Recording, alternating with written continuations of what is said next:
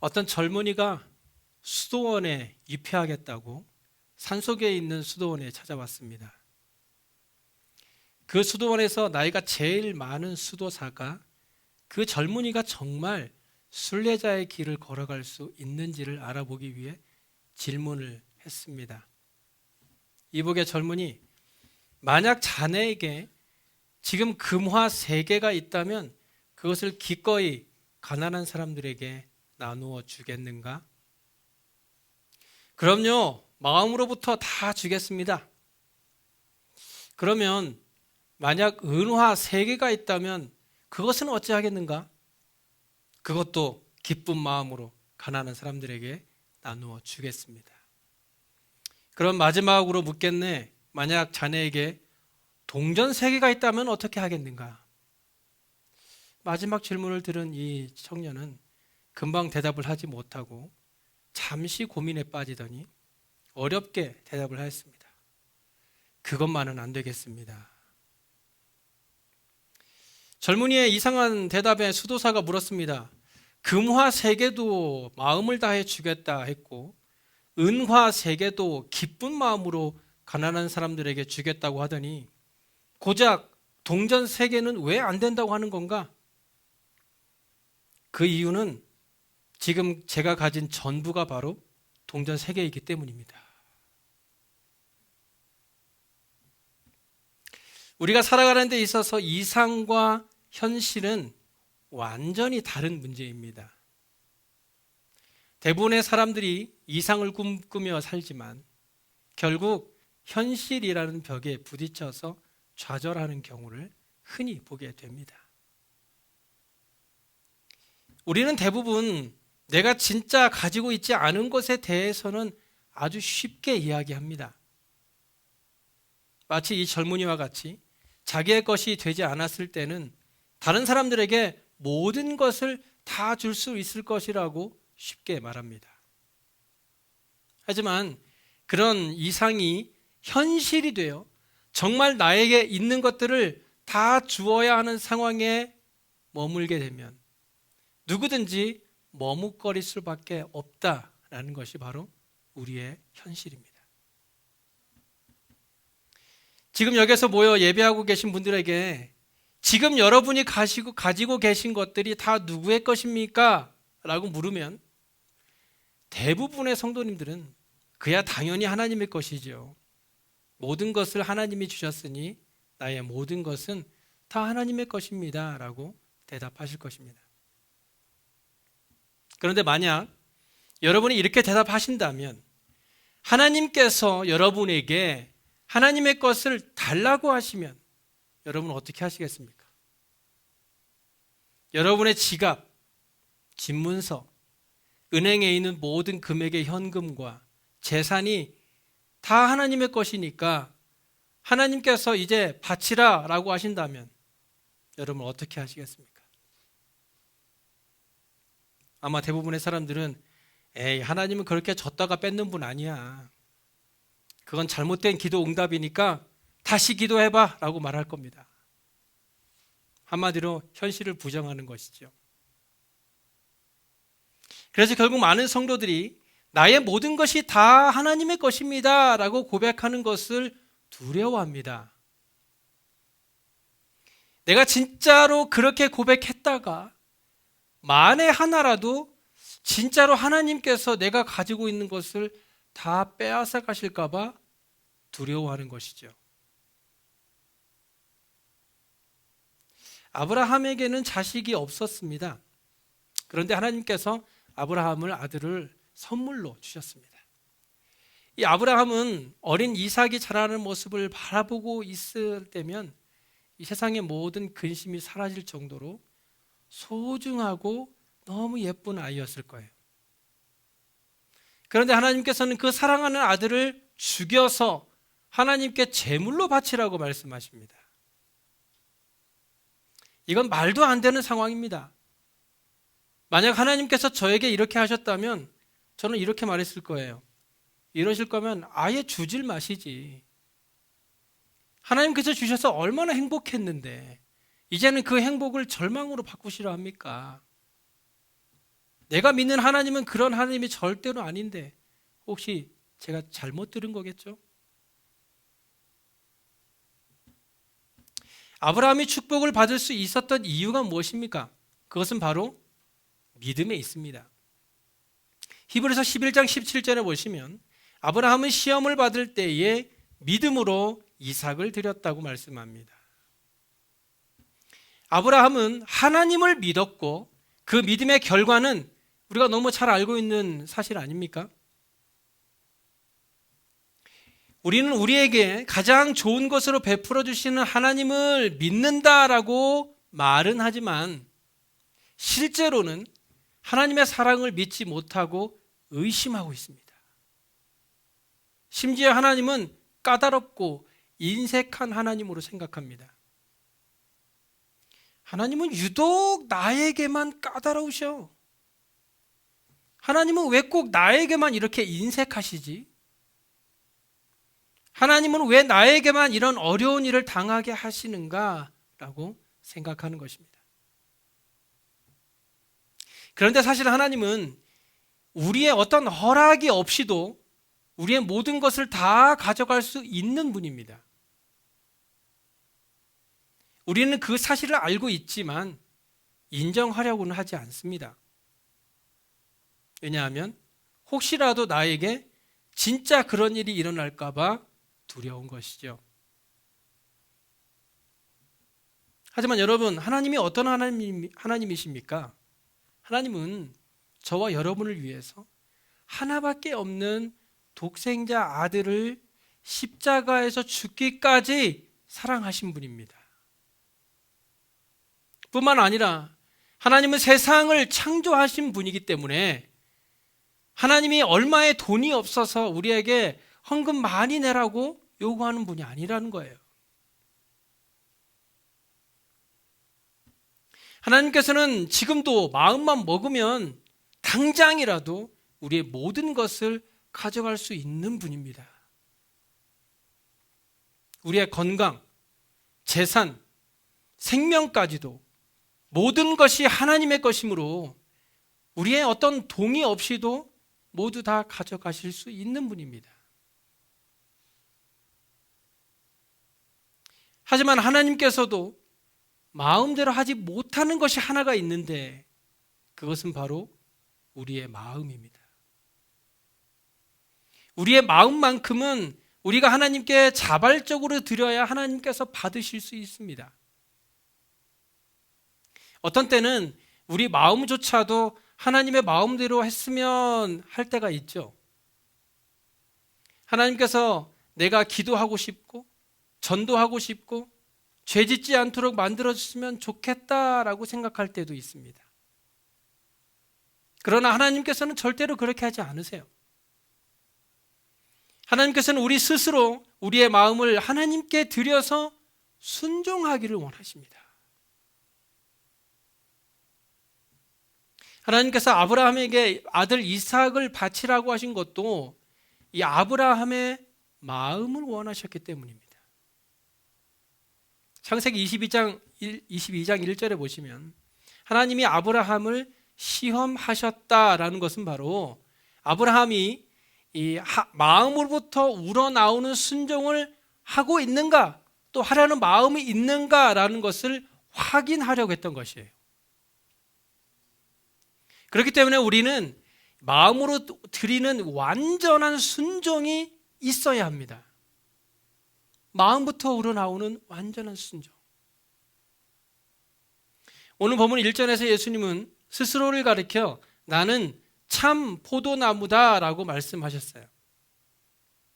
여기 참이라는 말은요, 거짓과 반대되는 참이 아니라 완전성과 본질적인 실체를 말하고 있습니다.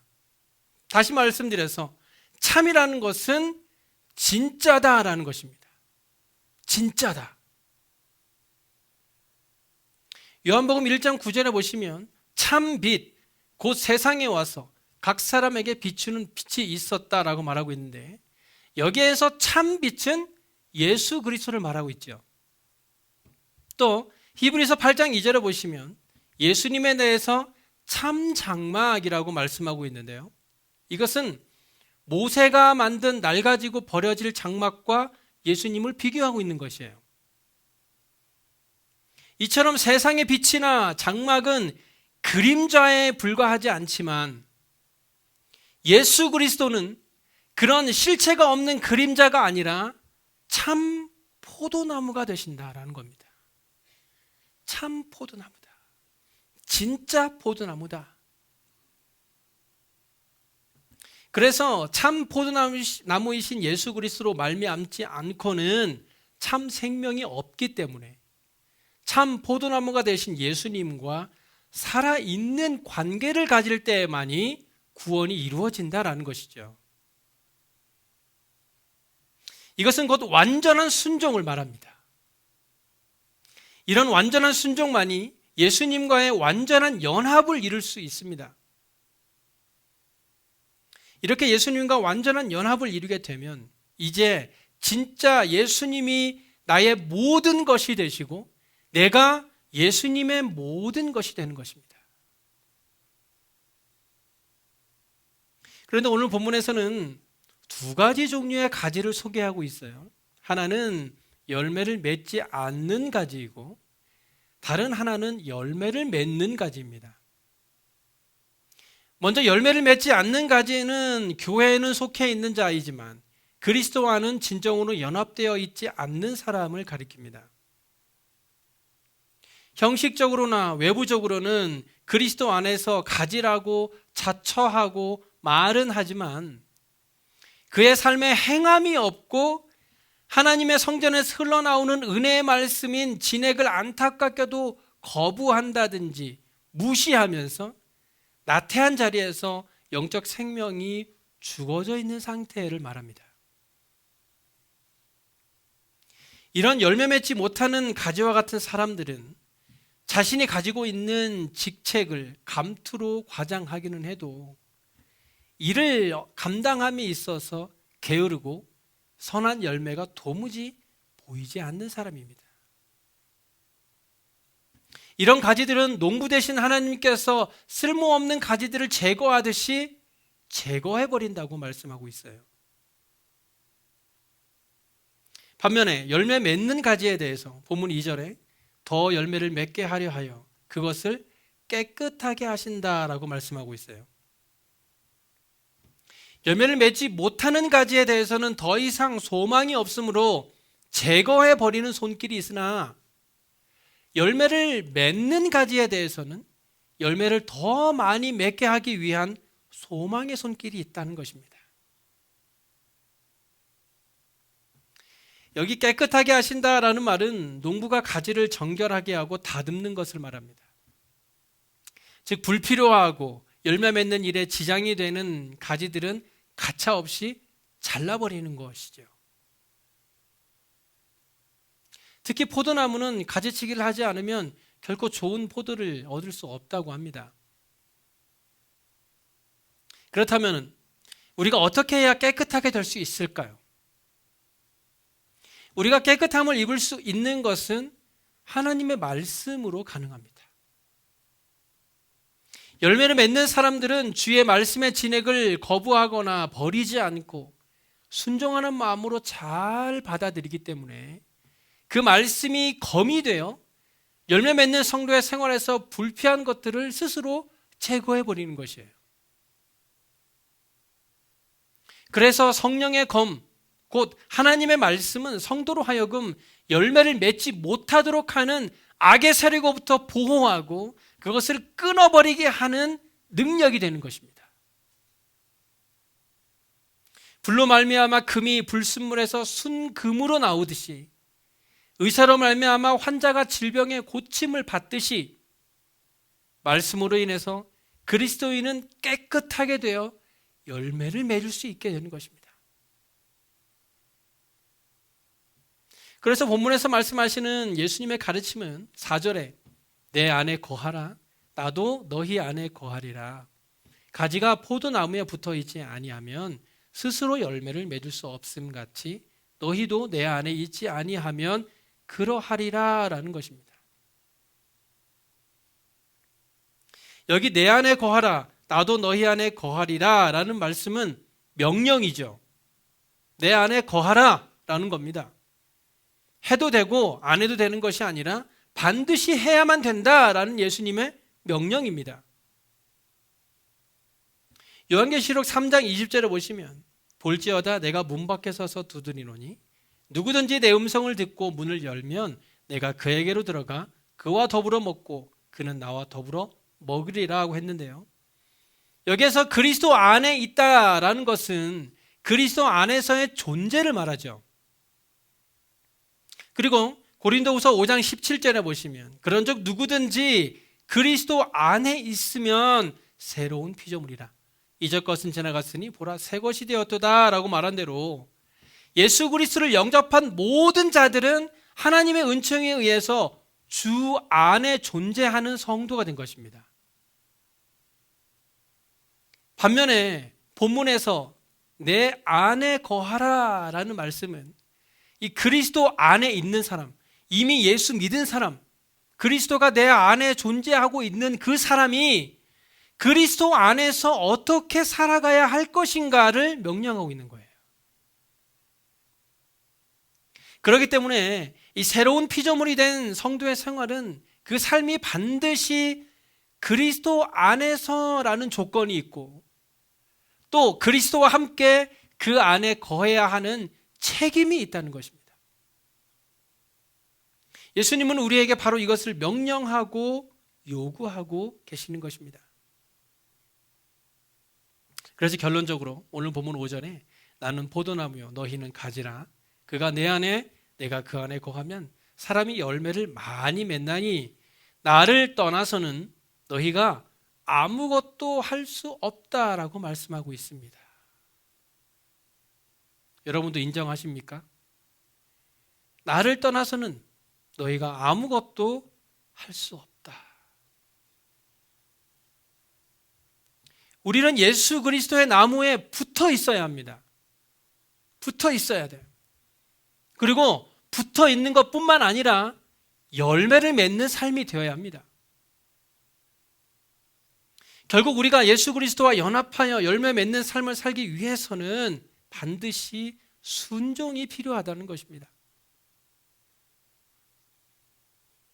그것이 바로 마음으로 드리는 순종입니다. 우리에게 이런 마음으로 드리는 순종이 없이는 절대로 아무것도 할 수 없다라는 것을 우리는 기억해야 합니다. 예수님께서 말씀하신 나를 떠나서라는 말은 나에게서 나온 것이 아닐 경우를 말합니다. 주님으로부터 나온 것이 아닐 경우 아무것도 할 수 없다. 모든 것은 주님에게서부터 흘러나와야 한다라는 것입니다. 사람이 스스로 할 수 있는 것이 있을까요? 다시 말씀드려서 우리가 하나님 없이 할 수 있는 것이 있느냐 하는 것입니다. 우리는 전도를 하거나 봉사를 하고 또한 회사 일을 하고 가정생활하는 모든 일들, 아니 세상을 살아갈 수 있는 어떤 것도 스스로의 힘에 있지 않고 다만 그리스도에게 그 근거를 두어야만 가능하다라는 사실을 우리는 인정해야 합니다. 인정할 수밖에 없습니다. 예수 그리스도의 공로 없이는 의롭다함을 받을 수 없고 구원이나 자유함도 불가능합니다. 또 하나님을 기쁘시게 해드릴 수도 없고 심지어 자신의 유익도 추구할 수 없습니다. 그리스도인은 오직 그리스도께 속하여 그 안에 거할 때에라만이 모든 것을 할 수 있는 능력을 공급받게 되는 것입니다. 그 능력이 결국 예수 그리스도를 통해서 오기 때문이죠. 사도 바울은 빌립보 교인들에게 이르기를 내게 능력 주시는 자 안에서 내가 모든 것을 할 수 있다고 말했습니다. 풍랑을 만난 제자들이 배에 넘쳐 들어오는 물을 퍼내면서 파경지경에 이르렀을 때 그들이 스스로 도저히 해결할 수 없었던 일을 예수 그리스도와 함께함으로 해결할 수 있었다는 것을 기억하시기 바랍니다. 12년간이나 혈루증으로 고생하던 여인이 수많은 의사를 찾아갔지만 고칠 수 없었던 것을 예수님을 만나니까 모든 것이 나음을 입었다는 것을 우리는 잘 알고 있습니다. 예레미야 선지자는 이렇게 말했습니다. 여호와여, 내가 알거니와 사람의 길이 자신에게 있지 아니하니 걸음을 지도함이 걷는 자에게 있지 아니함이니이다. 또 사도 바울은 우리가 무슨 일이든지 우리에게서 난 것 같이 스스로 만족할 것이 아니니 우리의 만족은 오직 하나님으로부터 난다 하고 말하고 있어요. 우리의 만족은 오직 하나님으로부터. 우리가 하나님이 주신 이 모든 은혜에 만족하며 감사할 수 있는 것은 우리의 마음이 하나님의 말씀에 온전히 순종하게 될 때에만 가능하게 되는 줄로 믿으시기 바랍니다. 우리가 그리스도인으로 살아가고 있다면 반드시 성령의 충만을 받아야 하는데, 성령의 충만을 받기 위해서는 성령께 완전하게 순종해야 합니다. 그리고 성령께 완전히 순종한다라는 것은 성령께서 우리가 순종하기 어려운 것을 명령할 때에도 순종해야 한다는 것입니다. 순종이라는 것은 내가 하고 싶을 때만 하는 것이 아닙니다. 내가 하기 싫은 것에도 할 수 있는 용기, 내 입맛에 맞는 신앙생활을 하는 것을 말하는 것이 아니라는 것입니다.